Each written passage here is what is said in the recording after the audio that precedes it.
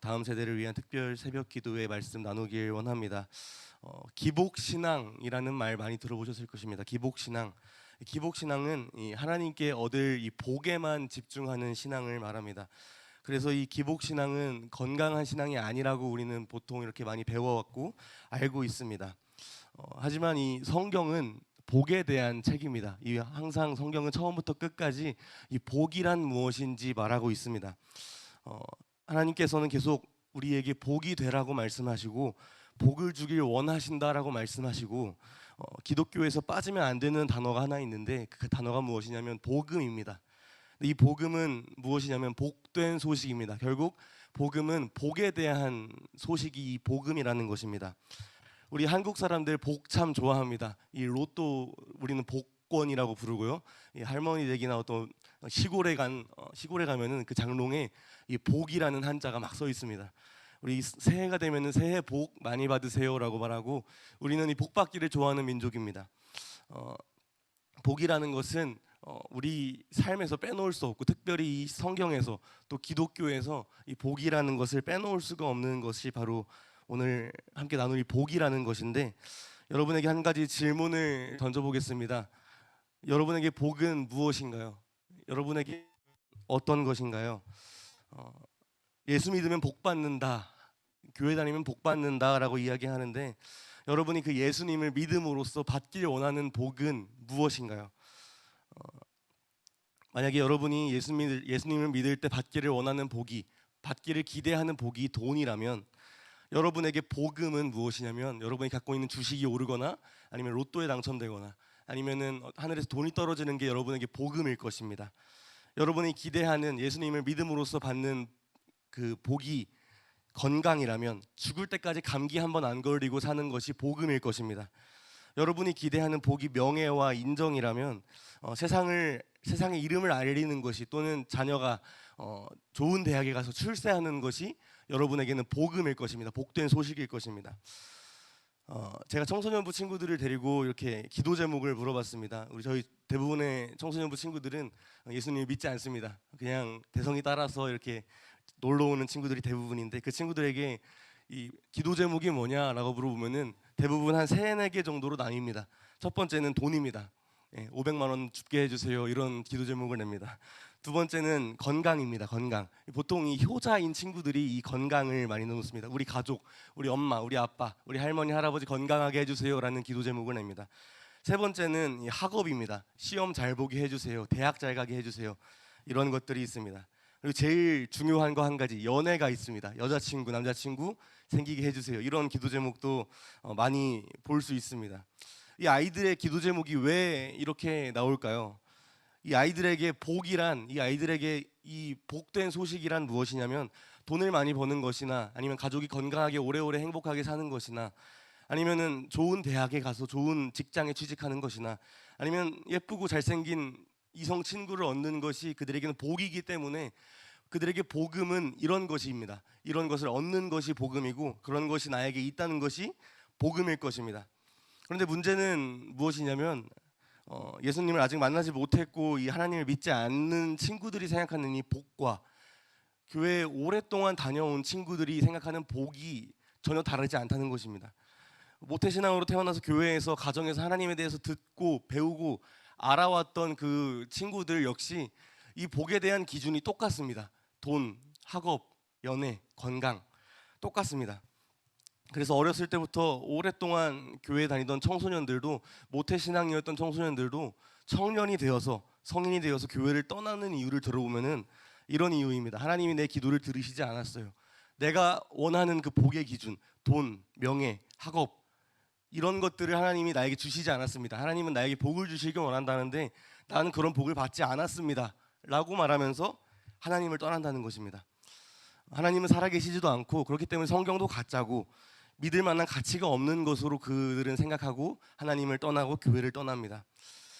하나님을 모르는 사람들이 더 잘 나가는 것처럼 보입니다. 하나님을 안 믿는 사람들이 더 세상에서 잘 나가고 성공하는 것처럼 보여지고 교회를 다니는 것이 시간 낭비고 교회를 다니는 것이 멍청한 짓이라고 생각하기 때문에 더 성공하기 위해서, 더 돈을 많이 벌기 위해서, 더 명예를 얻기 위해서 이 청년이 되어서 성인이 되어서 그들은 하나님을 떠나고 세상의 방법대로 성공하기 위해서, 자신이 생각하는 그 복의 기준을 얻기 위해서 그들은 교회를 떠나고 세상 속에서 열심히 살아간다는 것입니다. 그런데 이 하나님을 모르는, 이 하나님을 떠난 사람들이 잘 나가는 세상은 이 시대뿐만 아니라 이 성경이 있었던 이 구약 시대도 마찬가지였던 것 같습니다. 우리 시편 73편은 이 아삽이라는 사람이 쓴 시인데요.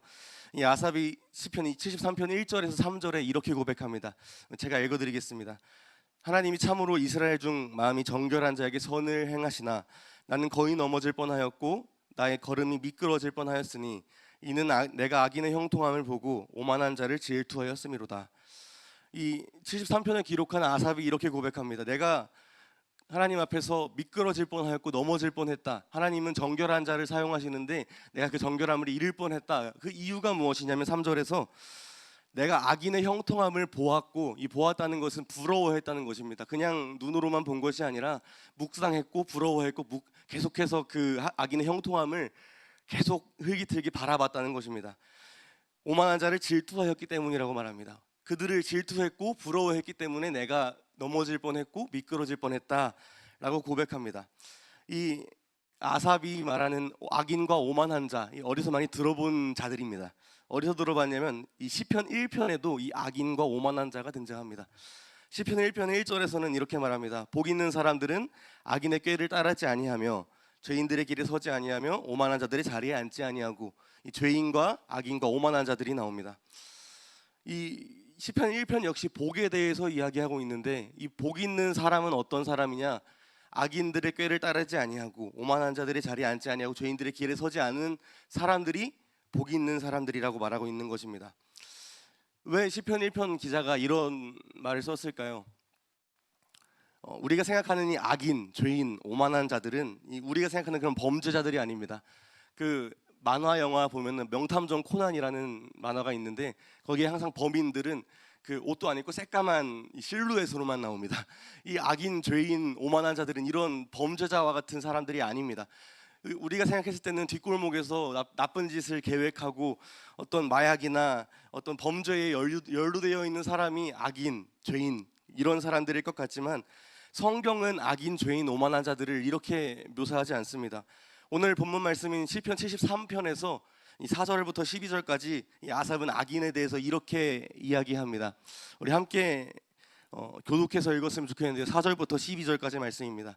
그들은 죽을 때에도 고통이었고 그 힘이 강건하며 사람들이 당하는 고난이 그들에게는 없고 사람들이 당하는 재앙도 그들에게는 없나니 그러므로 교만이 그들의 목걸이요 강포가 그들의 옷이며 살찜으로 그들의 눈이 솟아나며 그들의 소득은 마음의 소원보다 많으며 그들은 능욕하며 악하게 말하며 높은 데서 거만하게 말하며 그들의 입은 하늘에 두고 그들의 혀는 땅에 두루 다니도다. 그러므로 그의 백성이 이리로 돌아와서 잔에 가득한 물을 다 마시며 말하기 하나님이 어찌하랴 지존자에게 지식이 있으랴 하는도다. 우리 12절 함께 읽어보겠습니다. 볼지어다 이는 악인들이라도 항상 평안하고 재물은 더욱 불어난도다. 네, 아멘. 성경이 말하는 악인들은 이런 모습입니다. 어떤 모습이냐면 죽을 때도 고통이 없고 고난도 재앙도 없는 사람입니다. 재물은 더욱 불어나는 사람들이 악인입니다. 10절 말씀 보시면은 백성이 이리로 돌아와서 잔에 가득한 물을 다 마시며라고 말하는데 이걸 세번역 성경으로 보면 이렇습니다. 하나님의 백성마저도 그들에게 홀려서 물을 들이키듯이 그들이 하는 말을 그대로 받아들여라고 말합니다. 이 하나님을 믿는 하나님의 백성마저도 이 악인들이 하는 말, 악인들이 생각하는 그 가치관들을 마치 물을 마시듯이 아주 자연스럽게 당연하다는 듯이 받아들이고 행동한다는 것입니다. 이것이 악인들의 모습입니다. 시편 1편에서 이 악인의 꾀를 따르지 말고 죄인들의 길에 서지 말고 오만한 자들의 자리에 앉지 말라는 그 말을 왜 이 시편 기자가 강조하냐면 그들이 너무 빛나 보이기 때문입니다. 따라가고 싶은 길이고 앉고 싶은 자리에 있기 때문에 그렇습니다. 이 악인들의 꾀는 너무 지혜로워 보이기 때문입니다. 이 죄인들의 길은 너무 넓고 평탄해 보이기 때문이고 이 오만한 자들이 앉아있는 자리는 누구나 앉고 싶어하는 그런 화려한 자리이기 때문에 이 시편 기자가 그들의 자리에 앉지 말고 그들의 길을 따라가지 말고 그들의 꾀를 우리가 본받지 말라고 강조하며 이야기하는 것입니다. 이 사람의 눈으로 보기에는 그 악인의 길이 정말 복된 길처럼 보이겠지만 착각하지 말라는 것입니다. 복 있는 사람은 그것을 따라가지 않는 사람이 복 있는 사람이라는 것이고, 그것들을 거부하며 살아가는 사람이 진짜 복 있는 사람이라고 시편 1편에서도 강조하고 있는 것입니다. 진짜 눈에 보이는 복을 쫓아가는 것이 아니라 보이지 않는 것을 쫓아가는 사람이 복이라는 것입니다. 그래서 시편 1편 2절에서는 이렇게 말합니다. 함께 읽어볼까요? 시작. 오직 여호와의 율법을 즐거워하여 그의 율법을 주야로 묵상하는도다. 복 있는 사람은 어떤 사람이냐면 하나님의 말씀을 즐거워한다는 것입니다. 이 즐거워한다는 것은 따를 만한 가치 있는 것으로 여긴다는 것입니다. 이 하나님의 말씀을 가치 있는 것으로 여기는 사람만이 복 있는 사람이라는 것입니다. 세상 사람들은 다 바보같이 여깁니다. 그 말씀을 따라가는 것을 바보같이 여기고, 이 주일 성수하는 것, 새벽에 나와서 기도하는 것, 수요일 금요일마다 자신의 시간을 들여서 가족과 시간도 보내지 못하면서 예배하는 것을 바보같이 멍청하게 여깁니다. 하지만 우리는 그렇게 살면 안 된다는 것입니다. 하나님의 말씀을 즐거워하고 하나님의 율법을 따를 만한 가치 있는 것으로 여기는 사람이 되어야 한다는 말을 지금 시편 기자는 하고 있는 것입니다. 그런데 그 하나님의 말씀을 따라 사는 사람들의 삶은 어떤 삶인가요? 우리가 다 그런 사람들입니다. 그리스도인들이고 하나님의 말씀을 따라 사는 사람들인데, 그런 사람들의 삶은 어떠한지 우리 시편 73편 오늘 본문 말씀에서 이렇게 말합니다. 14절 말씀입니다. 나는 종일 재난을 당하며 아침마다 징벌을 받았도다. 이게 우리가 살아가는 삶의 모습입니다. 하나님의 말씀을 따라가는 삶의 모습입니다. 아침마다 징벌을 받아도다. 종일 재난을 당하며, 고난과 고통의 연속입니다. 마치 악인들은 승승장구하고 평탄한 것 같은데, 하나님을 믿는 하나님의 자녀들이 매일 재난을 당하며 고통을 당하며 징벌을 받는 것 같은 삶을 사는 것입니다. 하나님 없이도 너무 잘 살아가는 사람들과 대비돼서 우리의 삶을 바라볼 때, 이 아삽처럼, 오늘 시편을 기록한 아삽처럼 우리 마음이 흔들릴 수 있습니다. 우리가 마음이 넘어질 수 있고 미끄러질 수 있고 하나님으로부터 멀어지고 싶어 할 수 있습니다.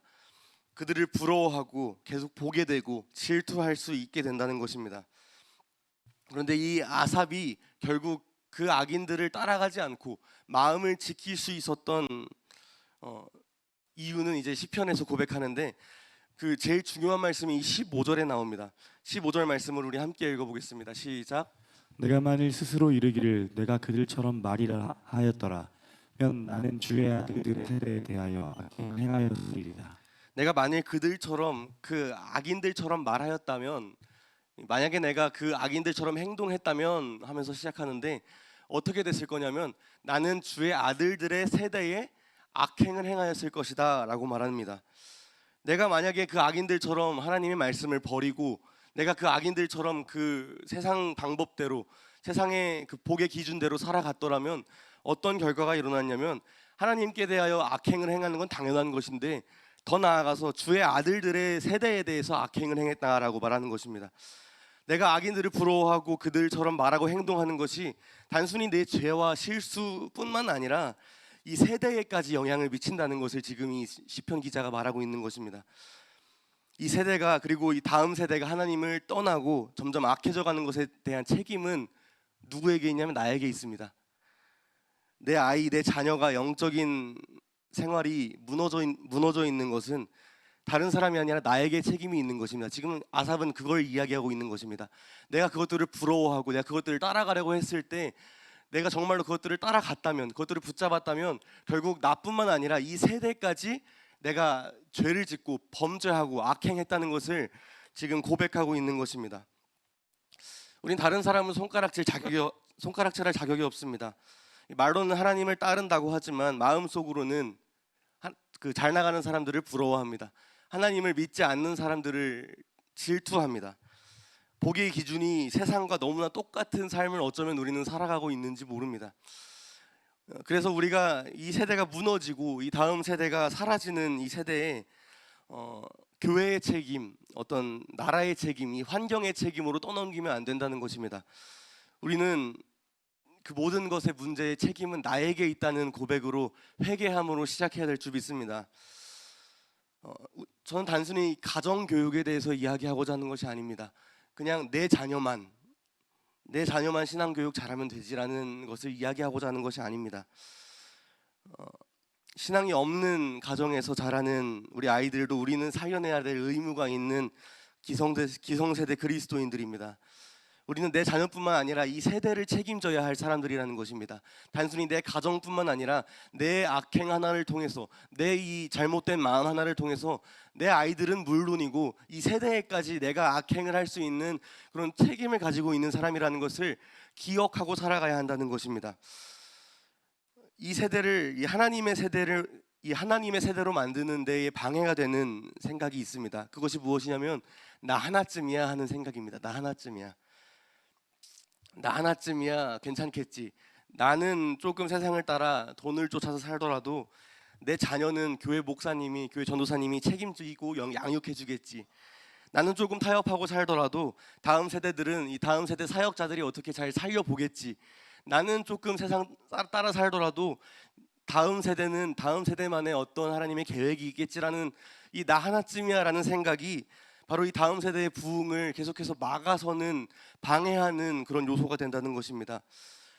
다른 사람이 하겠지, 목사님이 하겠지, 전도사님이 하겠지, 교회가 하겠지가 아니라 내가 먼저 살아 있어야 합니다.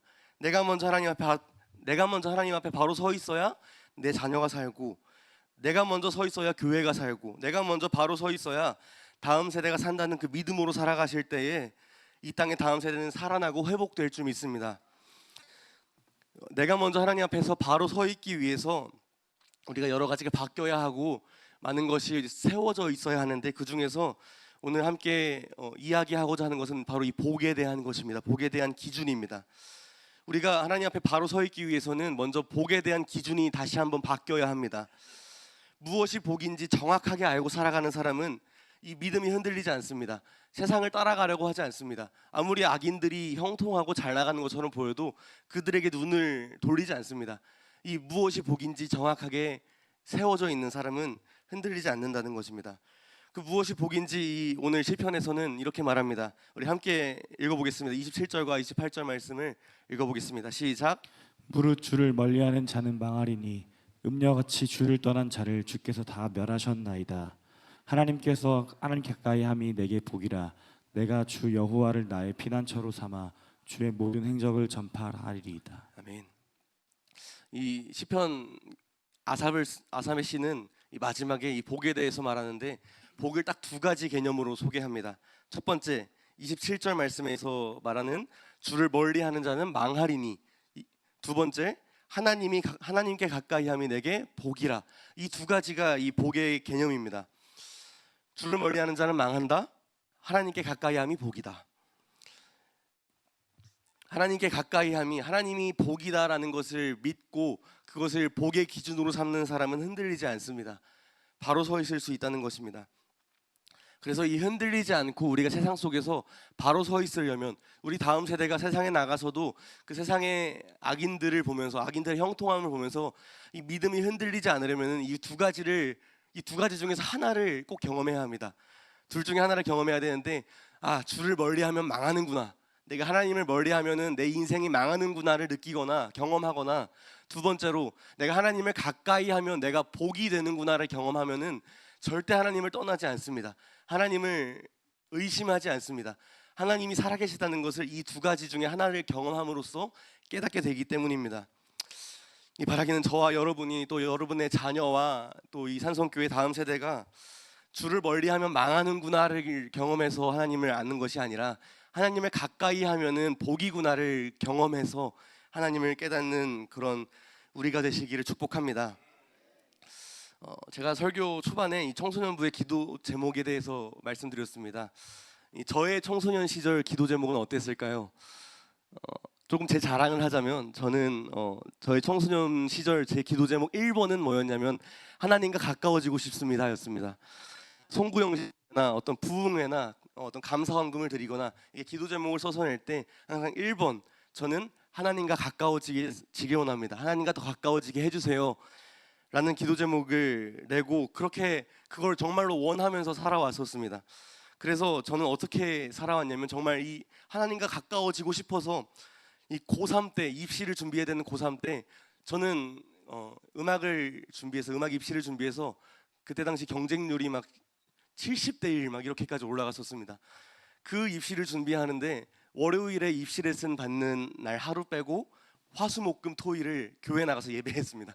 기도회 하고 예배드리고 연습하고 이 화수목금 토일을 교회에서 살아서 이 주변 사람들이 다 미친 사람이라고 미친놈이라고 너 대학 안 갈 거냐고 그렇게 말할 정도로 그렇게 살아왔습니다. 왜 그랬냐면 하나님과 가까워지고 싶어서 그렇게 살았습니다. 대학에 가서도 마찬가지였습니다. 이 대학 시절 제 여름 방학, 겨울 방학은 이 청소년 사역 단체에서 이 캠프를 하는데 다 쏟았습니다. 왜 그랬냐면 저는 하나님과 가까워지고 싶기 때문이었습니다. 제가 이렇게 열심히 주를 섬기고 제가 이렇게 열심히 예배를 하고 내가 이렇게 열심히 무언가를 하면은 하나님과 가까워지겠지라는 생각으로 열심히 살아왔습니다.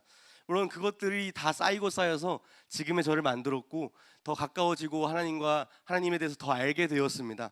그런데 이상하게 제 마음속에는 계속해서 하나님으로부터 멀어지고자 하는 마음과 그 하나님의 말씀에 순종하고 싶지 않아 하는 마음이 찾아오는 것입니다. 계속 예배드리고 말씀 듣는데 매일매일 예배 자리에 있는데 저는 계속 하나님으로부터 멀어지려고 합니다. 계속 나는 죄를 짓고자 합니다. 그래서 이게 너무 내 자신이 비참해지는 것입니다. 시간이 지날수록 하나님과 가까워진 것 같은 친밀해진 것 같은 느낌은 들지 않고 내가 이렇게 바보 같은 사람인가? 내가 이렇게 내 생각과 행동조차도 통제할 수 없는 이런 비참한 사람인가라는 생각을 하면서 살아가게 되었습니다. 하루는 제가 전도사 사역을 시작하고 얼마 되지 않아서 제 자신이 너무 형편없어 보이는 겁니다. 그래서 사역이고 뭐고 다 때려치고 하고 싶지 않다라는 생각을 가지고 이제 학교 앞에 있는 교회에 기도하러 갔었습니다. 그래서 이렇게 기도하는 겁니다. 아무도 없는 새벽 2시에 하나님, 내가 진짜 열심히 살아보려고 애썼는데, 내가 진짜 하나님과 가까워져 보려고 애썼는데 내가 이것밖에 안 되는 인간인 것 같습니다. 하나님, 나 안 쓰셔도 됩니다. 나 그만 쓰셔도 됩니다. 이렇게 막 울면서 기도하다가 갑자기 너무 억울하고 화가 나서 내가 이렇게 열심히 살아온 것에 대해서 억울해서 하나님, 왜 나한테 내가 가까워지고자 했는데 나는 왜 계속 이 모양 이 꼴로 내 죄성은 여전히 남아 있습니까? 하면서 화를 내기 시작했습니다. 하나님한테. 그러면서 이렇게 기도하면서 눈을 딱 떴습니다. 하나님, 대답 좀 해보십시오 하면서 눈을 딱 떴는데 그 눈앞에 뭐가 보이냐면은 그 교회에 걸려있는 십자가가 보이는 것입니다. 근데 하나님이 저한테 그 십자가로 대답하시는 것처럼 느껴졌습니다. 십자가가 저에게 대답이었습니다. 하나님이 십자가를 통해서 저한테 이렇게 대답하십니다. 비니야, 네가 네 힘으로 나에게 가까이 올 수 있는 것이 아니다. 네 힘으로 가까이 올 수 없는 것을 내가 알아서 내가 십자가를 통해서 친히 너에게 가까이 왔다. 네 힘으로 그 죄의 문제를 해결할 수 없는 것을 알아서 내가 직접 십자가에서 죽었다라고 지금 나에게 말씀하셨습니다. 저에게 말씀하셨습니다. 이것을 통해서 확실하게 깨달았습니다. 하나님께 가까이함이 복인데 우리는 우리 힘으로 하나님께 가까이 갈 수 없는 존재들입니다. 그런 악하고 악한 존재들인 우리에게 하나님께서 직접 찾아오신 것입니다. 가까이 오신 것입니다. 죄인들에게 가까이 오신 것입니다. 그 죄를 해결하시고자 십자가에서 죽으신 것입니다. 이것이 복음입니다. 하나님을 가까이 하는 것이 복이라고 했는데 인간은 스스로 가까이 갈 수 없습니다. 절대 그 복을 스스로 취할 수 없는 존재들입니다. 그런데 하나님께서 직접 찾아오심으로써 우리에게 복이 되셨습니다. 그게 복음입니다. 그래서 예수가 복음이라는 것입니다. 예수님을 통해서만 하나님께 가까이 갈 수 있기 때문에, 십자가 보혈을 통해서만 하나님께 가까이 갈 수 있고 그 하나님의 보좌 앞으로 담대히 나아갈 수 있기 때문에 예수님이 복음이라는 것입니다. 하나님께 가까이 갈 수 있는 존재이기 때문에 예수 그리스도가 복음이라는 것입니다. 다시 한번 묻습니다. 여러분에게 복은 무엇입니까? 아직도 돈이, 명예가, 이 세상이 주는 어떤 물질이, 성공이 여러분에게 복의 기준이 되어 있다면 이 시간 다시 한번 이 예수가 복이라는 사실이 우리에게 기준이 되었으면 좋겠습니다. 그 복음이, 예수님이 복이라는 그 복음이 우리 안에 회복되길 소망합니다. 우리 안에 먼저 이 복음이 회복되어야 합니다. 우리가 먼저 회복되어야 다음 세대에게도 그 복의 기준이 달라지는 그 복음이 들어가고 회복될 줄 믿습니다. 우리의 다음 세대들 역시 그 예수가 복인 인생, 다른 것이 아니라 돈이 아니라 명예가 아니라 건강이나 어떤 성공이 아니라 예수님이, 하나님께 가까이함이 복인 것이 이 아이들에게 기준이 되는 그런 삶을 물려주기 위해서는 우리 먼저 그 복음이 회복되어야 할 줄 믿습니다. 나의 안에 정말로 예수가 복인지, 하나님께 가까이 감이 복인지 점검해 보시고 이 시간 다시 한번 결단하면서 하나님께 나아가시길 축복합니다.